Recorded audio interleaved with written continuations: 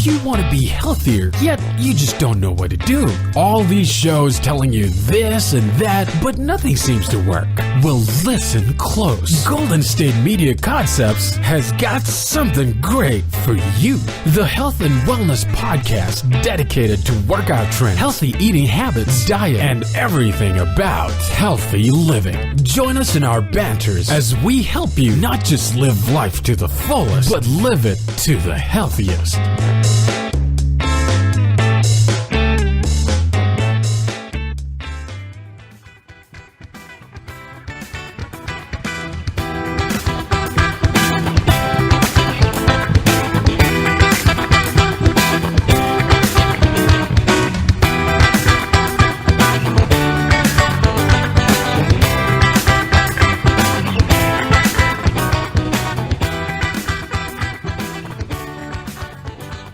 Hello and welcome to the GSMC Health and Wellness Podcast, brought to you by the GSMC Podcast Network. I am your host, Heidi, and I am joined by the wonderful Sarah. Hello. Sarah, after you work out, well, I don't know about you, after I work out, which, occasionally occurs, I feel very drained, and usually I am hungry, and then 2 minutes later, I'm not hungry. Until an hour later where I very much regret not eating. Interesting. Yeah, it's weird. I'm trying to think if I have any weirdness like that. I don't know if I've noticed anything. Huh. Usually I'm not hungry after I work out, which is kind of weird. Yeah. Maybe I don't work out hard enough. Well, I don't know if I do either. It could just be that I'm kind of always hungry, or I'm working out and then thinking about the food that I think I can eat true. Because I've worked it off. Apparently, which not really. Just working out thinking that then I could eat a whole pizza by myself. Oh, wow. Then afterwards I'm just hungry. Yeah. But I guess what I'm trying to say is after I work out, I have a bad post-workout recovery. I'm not eating immediately afterwards. I'm just kind of laying on the floor, sweaty. Not right. Not really stretching as much as I should, or probably drinking as much water as I should be. Yeah. But I just like to lay there and just kind of, pat myself on the back. That type of situation. Right. Yeah. Exactly. Yeah. Great. I'm good for a week. But I want to say you should not be like me. Don't do that. Make sure you take care of yourself after you work out. And it's a good thing that you're listening to this show because we're going to talk about how to take care of yourself and how to recover after you work out, which is very, very important. Mm-hmm. Yeah, it is. And I don't think I pay attention enough to it. Right. I don't think I am completely horrible, but I'm certainly not as good as I could be.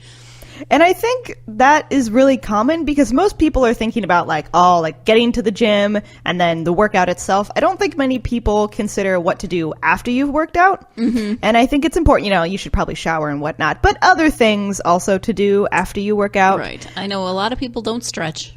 Ever, yes, really. Yeah, that's very true. And it's really important to stretch. Yeah. And there are other things. It feels good. Exactly. You should stretch. I really appreciate that as I get older. I realize how tight my muscles are. Yeah. I don't always want to. I don't know why. It's always I don't feel like it. But then when I do it, I'm like, oh, yeah, that feels good. Right. It's so much better.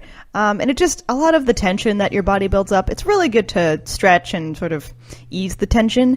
But I want to mention, I will be talking about some ways to recover after a workout. And then I also want to potentially, I don't know if bust some myths is the right word, especially because this is the wrong show for that. Different show, people. I do not have a beret and a mustache. I know. Oh, you've never noticed.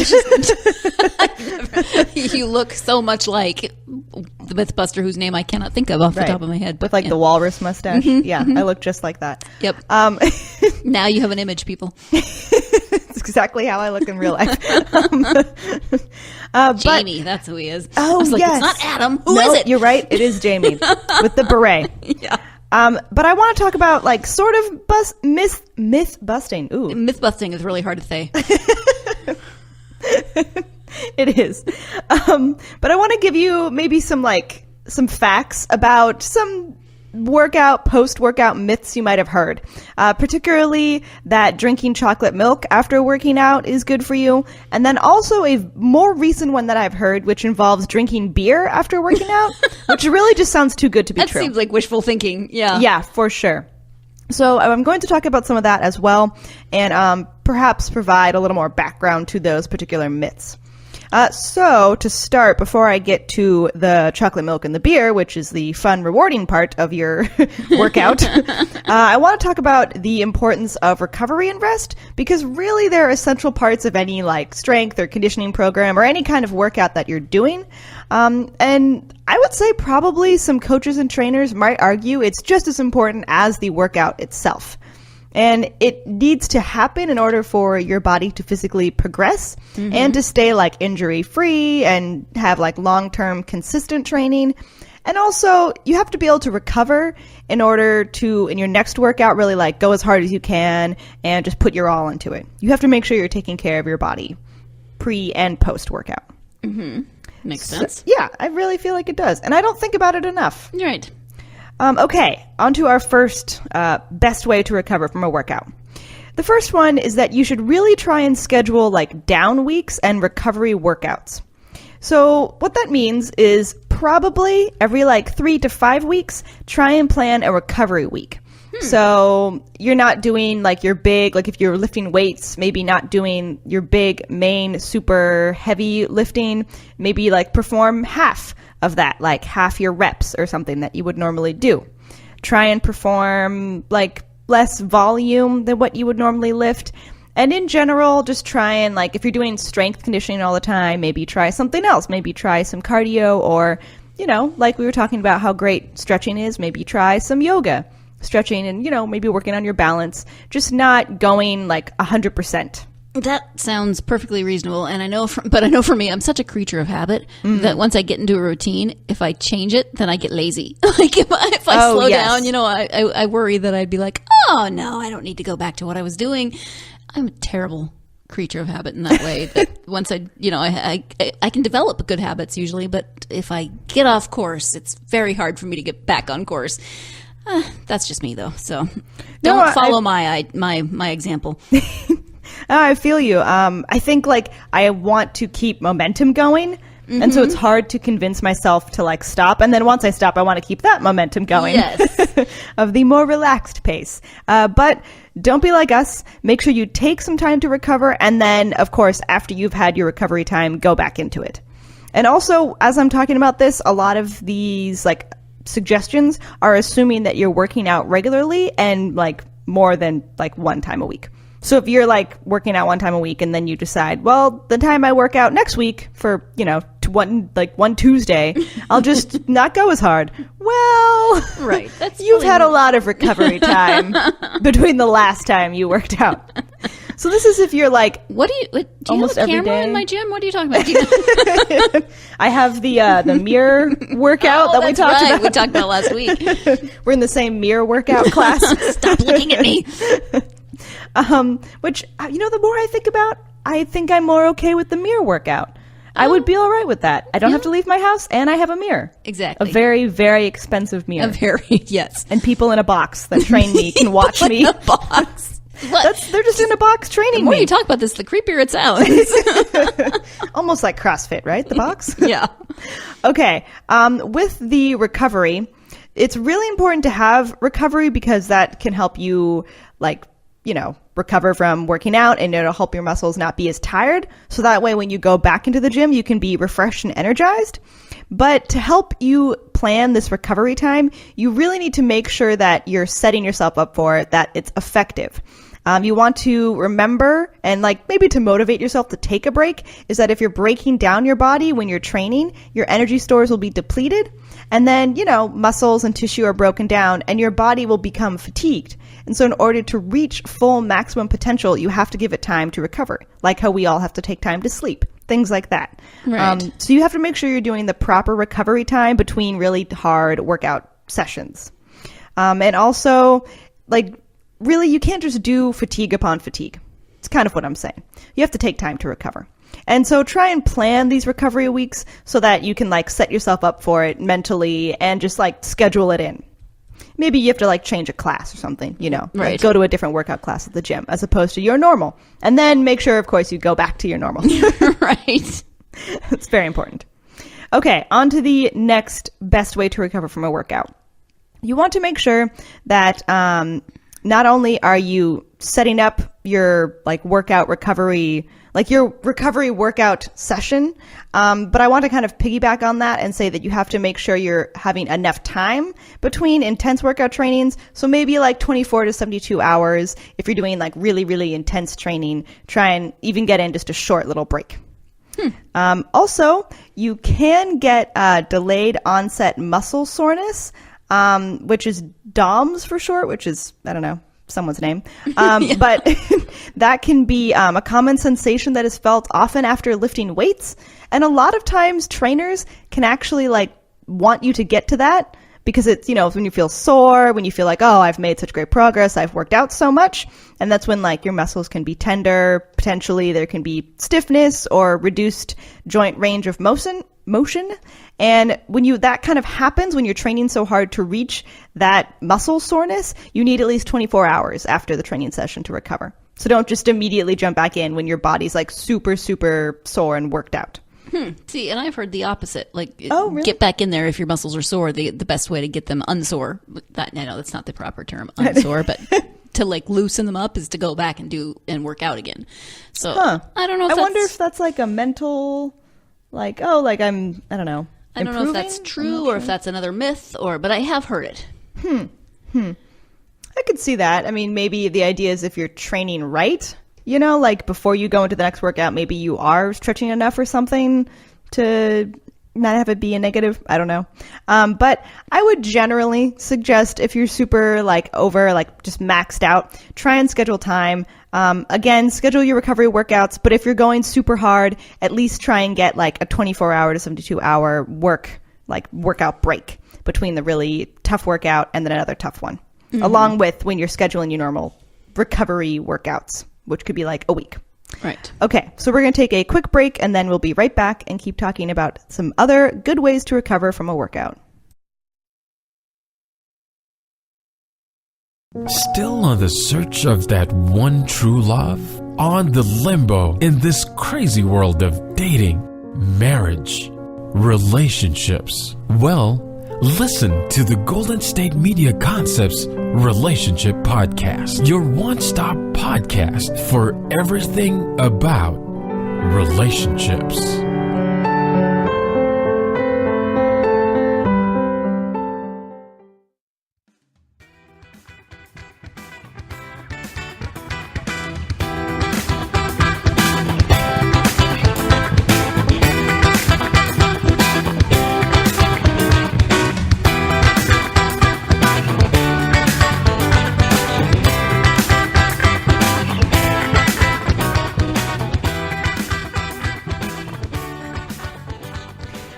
Welcome back to the Health and Wellness Podcast. We are continuing to talk about how to best recover from a workout. This next little, piece of advice, little tidbit that I want to share is one that I can kind of get behind.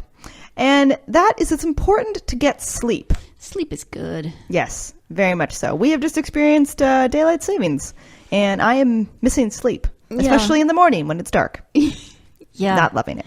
The older I get, the more daylight savings time seems to mess with me. Like, it feels like I just need a week to recover. Yes. It's only an hour, but it just feels weird. Yep, I agree. Yeah, throws me off. Yeah. Someone this morning commented on the fact that I looked really tired because I couldn't stop yawning in the elevator. I'm like, well, you know what? You look tired. Or you're just a freak of nature for not being tired.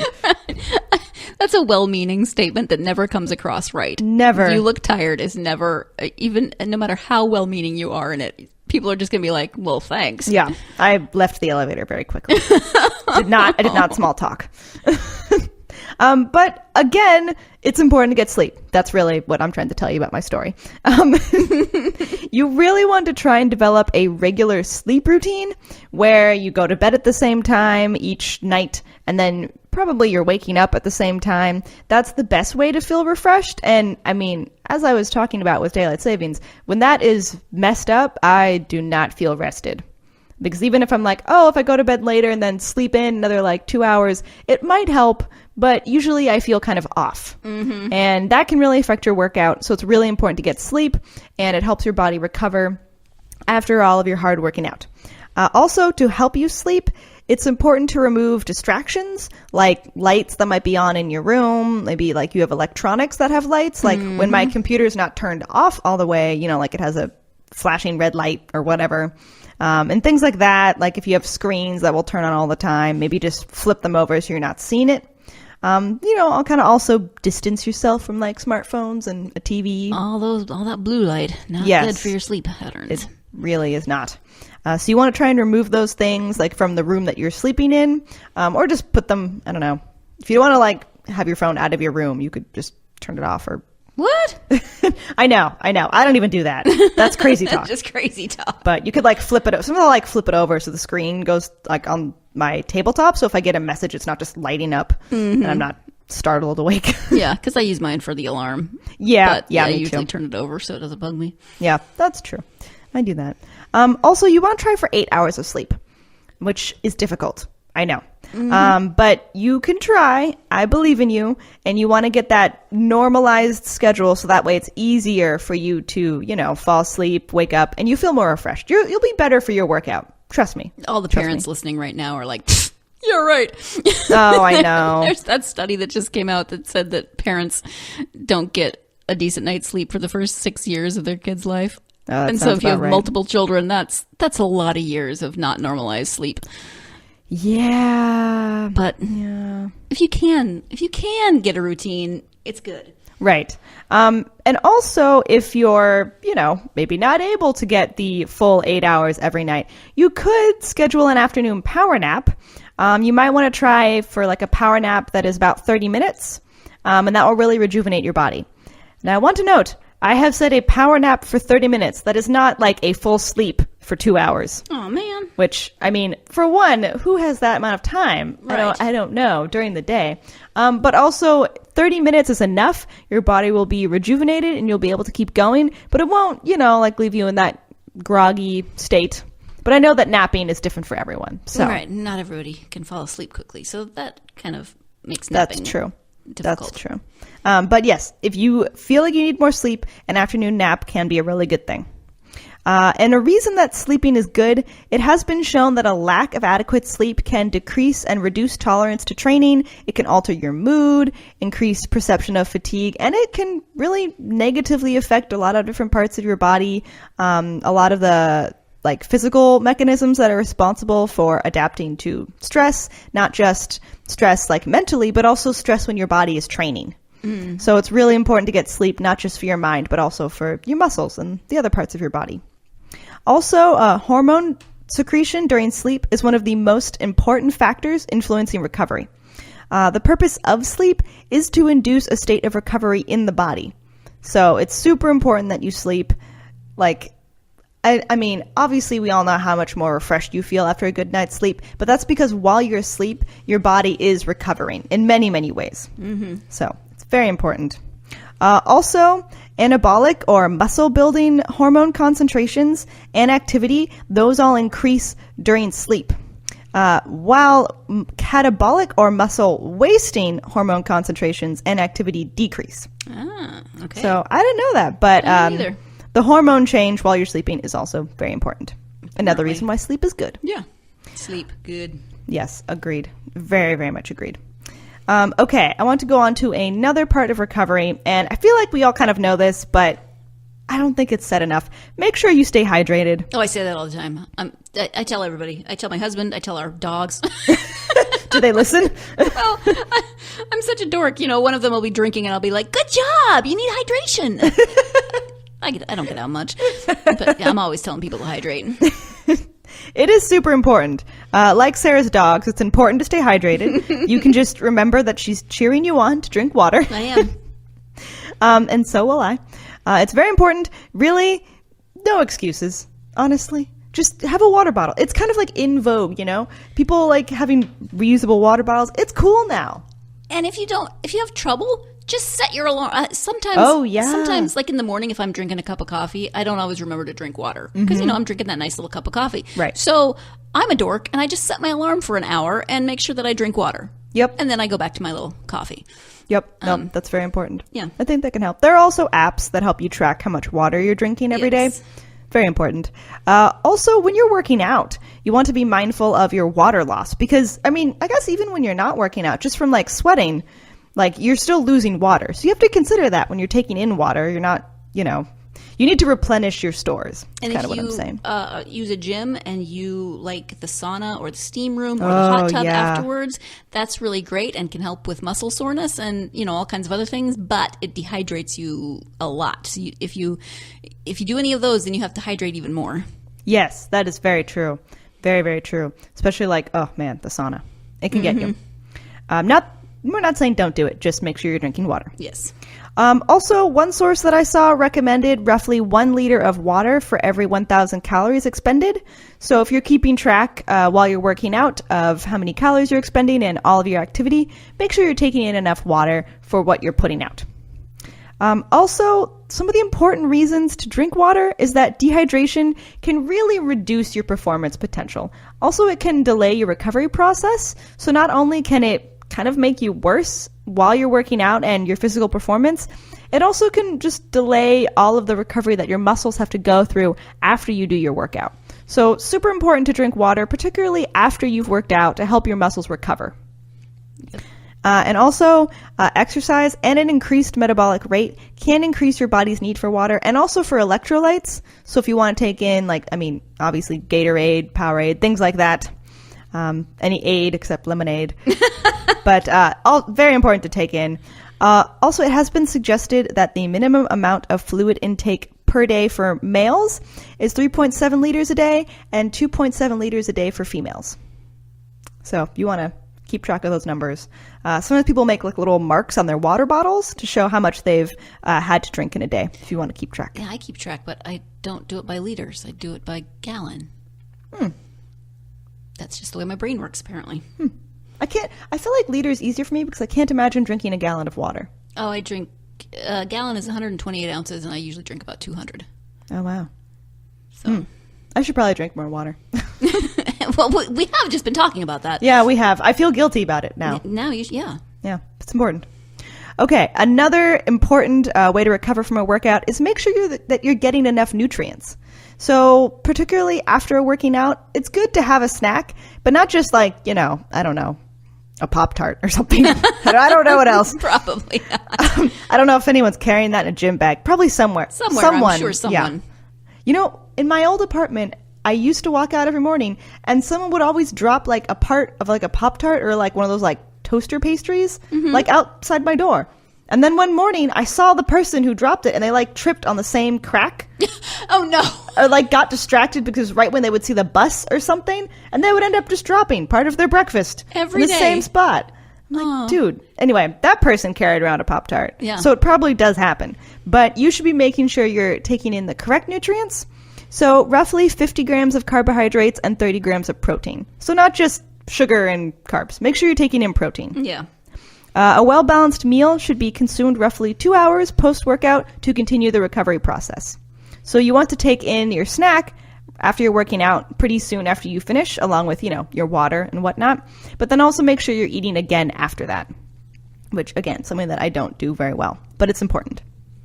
Yes. And I want to mention recovery time is really, it's important, but it really can't be done as effectively if you're not having proper nutrients. And that's what can help rebuild your muscles. And protein sources are required to build these muscle tissues and also to supply the building blocks of various cells, tissues, enzymes, hormones, all the things that are, obviously super important in your body. And I'm not just saying, only protein. Carbohydrates are important too. Carbs are the muscle's major source of energy. Therefore, eating carbohydrates is important to refuel your body's glycogen stores. So I'm not going to have to say Mythbusters again. But you just did. I know. And that took a lot of concentration. I know. I had to remind myself to not, I don't know, trip on my mustache. Sorry. With my beret. Anyway, so make sure you're consuming enough nutrients. Make sure you're consuming carbs and protein. And again, having a post-workout snack or maybe even a protein shake or something, it's important shortly after you finish your workout. And again, make sure that you're eating snacks, but then also a meal shortly after, or like around 2 hours after you're working out. And along with water, of course. Of course. So we're going to take a quick break, and then we'll be right back and keep talking about workout recovery. Tired of searching the vast jungle of podcasts? Now listen close and hear this out.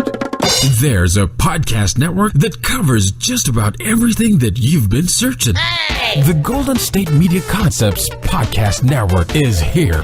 Nothing less than a podcast bliss with endless hours of podcast coverage. From news, sports, music, fashion, cooking, entertainment, fantasy, football, and so much more. So stop lurking around and go straight out to the Golden State Media Concepts Podcast Network. Guaranteed to fill that podcast itch. Whatever it may be. Visit us at www.gsmcpodcast.com. Follow us on Facebook and Twitter, and download us on iTunes, SoundCloud, and Google Play.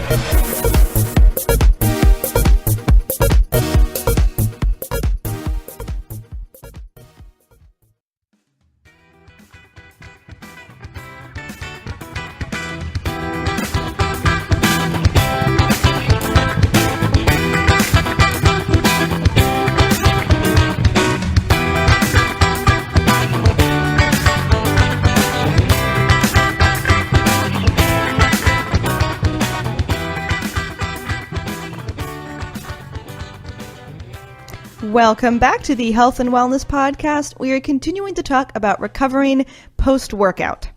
Now, this is to the myth-busting part. Oh, that's so difficult. I was on the edge on that one. I could feel it. The lisp was coming. Whew. Okay. Again, I won't say that again until I have to, until I do. So the first thing I want to talk about is chocolate milk. I have heard for many, many years that chocolate milk is a good post-workout drink, that it will refuel you, and whatnot. I too have heard that. Yeah. I mean, I suppose if you think about it, carbs and protein, on the surface, it sort of makes sense. Right. I agree. And so that's why I was interested in looking into it, because I'm like, is this true? Like, not that I do that all the time, but, occasionally I'm like, well, chocolate milk can't be that bad for you, right? Helps my muscles after having not worked out. But I do want to say I have found conflicting evidence for this. I've heard that it's good, and I think the people that told that to me were probably like 18-year-old boys, which probably contributes to that was my main source. But I want to talk about some of the claims that support this, and then a little bit of what doesn't necessarily support this.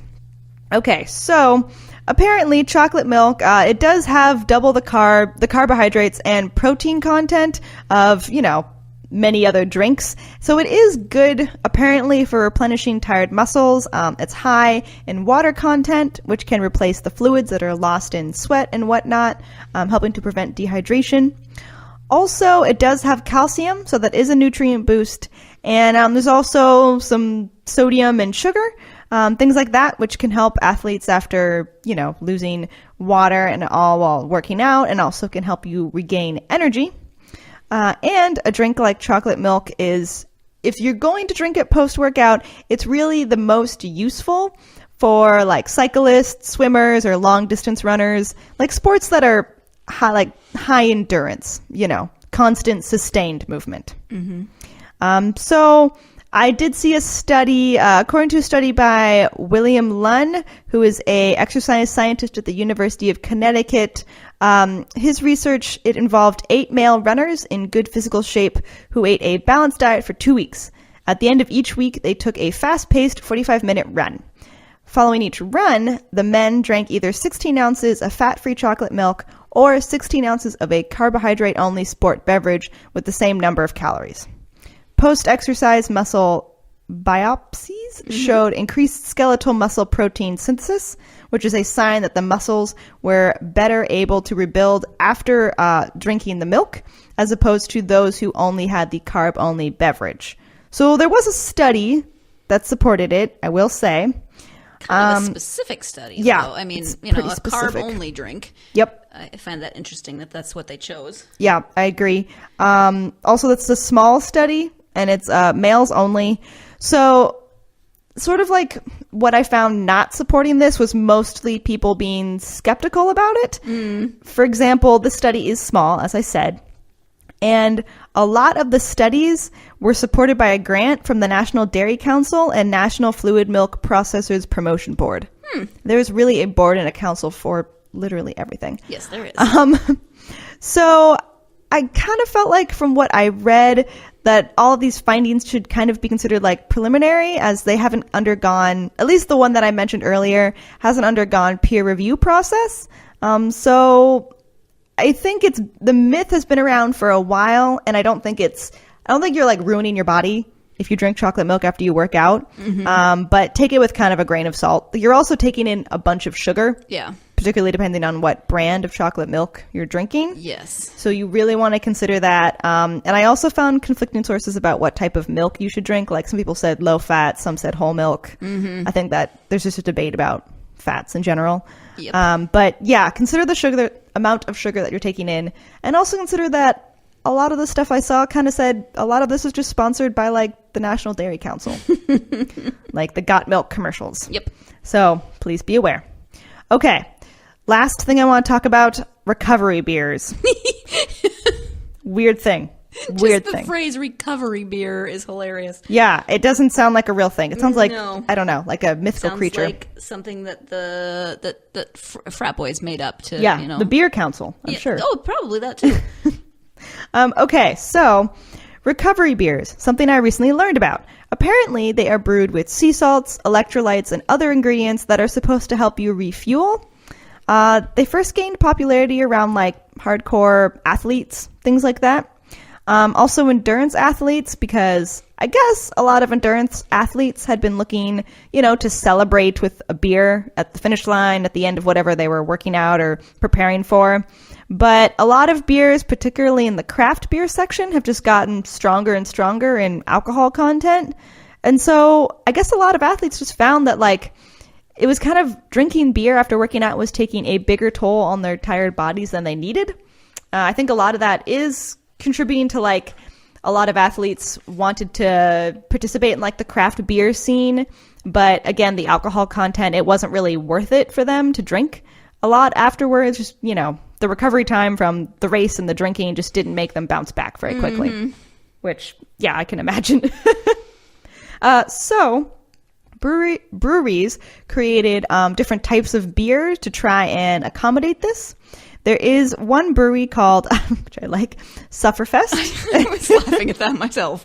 They produce 5 kinds of wellness beer. All apparently are free of gluten, and the newest of which is the FKT, the fastest known time. It's a pale ale, obviously, because I feel like that's just what's in. And it has apparently as much electrolyte replenishing salt as a common sports drink. Also, Sufferfest was recently acquired by Sierra Nevada, so I guess they're doing well. There's also the Boston-based beer company Zelus Beer. They launched 2015. They have like 6 different recovery beers. Also, Harpoon Brewery. They released a recovery beer called Rec League. Avery Brewing Co. in Colorado. And there are other ones out there, but I think the fact that I could find so many, named in an article really shows that it's becoming a thing. Yeah. It's out on the scene. I don't like beer enough to just drink it, let alone want to drink it as a recovery drink. But that would really slow me down. But although these beers are loaded with salt and electrolytes and other sort of, they can have different ingredients because craft beers always do. Apparently they just taste like beer. So they're not tasting like super salty or super strange. They're just meant to taste like beer, but supposedly be better for you. Sports nutritionists are still kind of skeptical about recovery beers, especially anything that you're just going to, go out and have a pizza with afterwards may not be the most necessarily the best for you. But I guess if you're going to go celebrate after a race, probably going for a recovery beer as opposed to a regular one is a better choice. Yeah, I think so. In general. And low alcohol by volume beer with, other carbs and electrolytes will probably just be a better option than other ones. It's not a replacement for real food or sports drinks or water. It's still beer. It's still beer. Yeah. It can contribute to post-workout carb needs, but the carb contribution is still fairly low. People generally need like between 30 to 90 grams of carbs like right after exercise, hence why we talked about the snacks. Recovery beers provide around 5 to 12 grams. So they're not really at as much as you need. No, unless you drink, 12 of them or something? Right. And then have other bad effects, right. Not being able to run the next day. And the benefits of these recovery beers are often negated by the impact of the alcohol anyway. Because again, if you're drinking a bunch, you're not really helping yourself.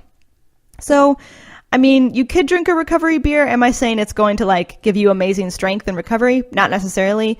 But you could also just drink beer, not meant to be like best workout recovery. You could just enjoy drinking the beer anyway. Which, again, if you're trying to do recovery after workout, maybe I wouldn't consider beer, but that doesn't mean you shouldn't enjoy it anyway. I don't know. I feel just like don't kid yourself that you're using it for recovery. You're just drinking a beer. Right, exactly. I feel like it's interesting to think that you would go to beer anyway for like immediate recovery, but who am I to say? Clearly people have thought about it. We're not here to judge. That's right. Yeah. So whatever you need to recover, please do. Please make sure you stay hydrated no matter what, just in your daily life. And thank you all so much for listening. That brings us to the end of our episode, and please tune in to the next GSMC Health and Wellness podcast. You've been listening to the Golden State Media Concepts Health and Wellness Podcast, part of the Golden State Media Concepts Podcast Network. You can find this show and others like it at www.gsmcpodcast.com. Download our podcast on iTunes, Stitcher, SoundCloud, and Google Play. Just type in GSMC to find all the shows from the Golden State Media Concepts Podcast Network, from movies to music, from sports to entertainment, and even weird news. You can also follow us on Twitter and on Facebook. Thank you, and we hope you have enjoyed today's program.